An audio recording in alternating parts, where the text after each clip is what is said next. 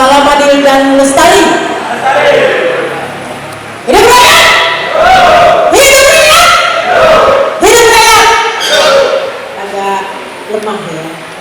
Mungkin karena ada siang. Selamat siang kawan semua.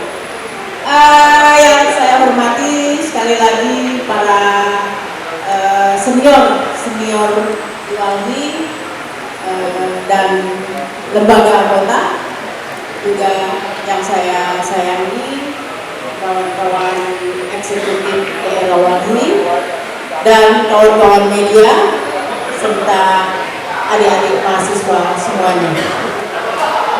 Nah, lagi-lagi kita dihadapkan pada problem tipe penjajah. Tipe penjajah itu adalah divide et impera. Itu adalah taktik. Nah, saat ini itu sedang dijalankan. Nah, kita para CSO sepertinya tidak sadar dengan itu. Masyarakatnya juga nggak sadar. Karena apa? Karena sudah diiming-imingi oleh BLT.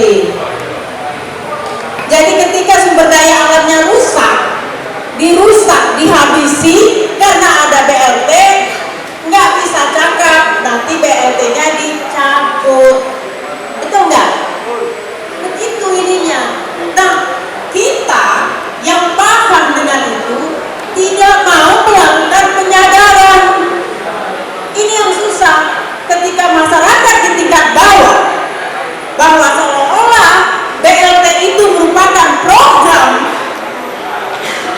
dari pengurus negara ini, bukan program negara. Jadi seolah-olah BLT itu keluar dari uang dari kepala negara, dari pengurus negara. Padahal itu BLT keluar dari APBN yang pajak kita. Nah, ketika mereka dikriminalisasi, ketika mereka dirampas sumber daya alamnya, tidak bisa bicara, takut BLT-nya dicabut, subsidi minyak, BBM, subsidi ini, subsidi itu, dan lain sebagainya. Padahal kalau seandainya sumber daya alam kita bagus, gak perlu BLT. BLT itu memiskinkan, itulah konsepnya. Nah,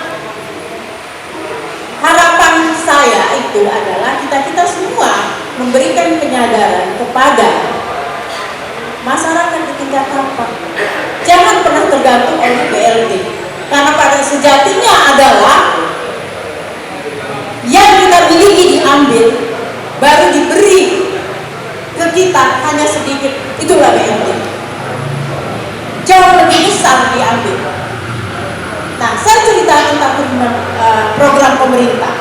Program pemerintah itu tidak sinkron dari atas, dari pusat ke daerah.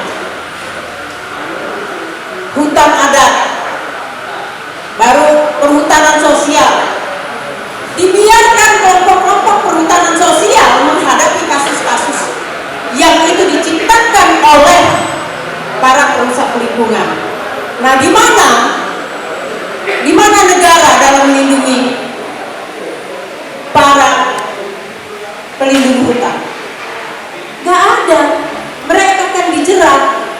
Banyak kasus-kasus yang tadi dikatakan Direktur LBH Medan, Bang Irfan, yang itu menjerat para pentolan-pentolan yang melakukan rehabilitasi.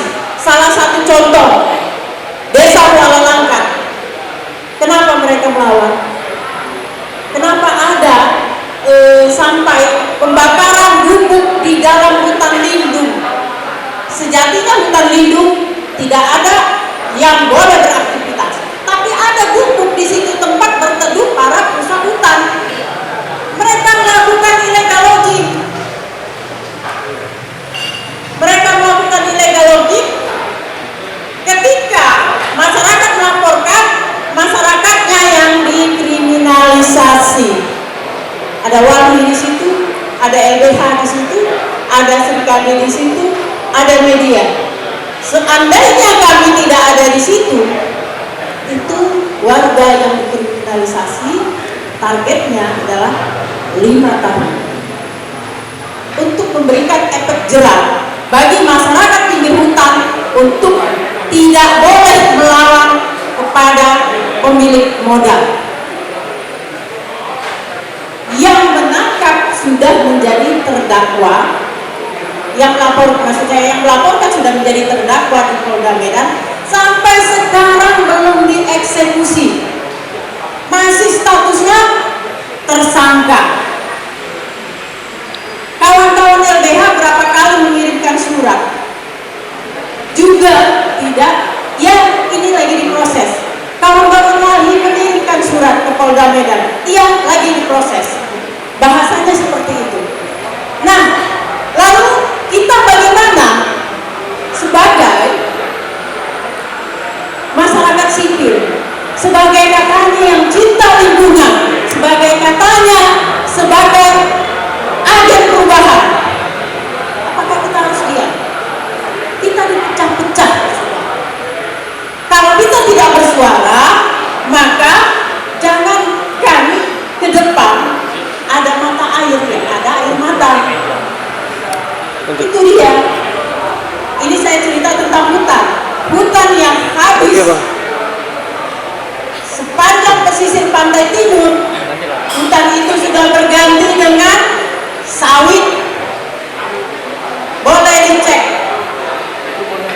di mana dinas kehutanan.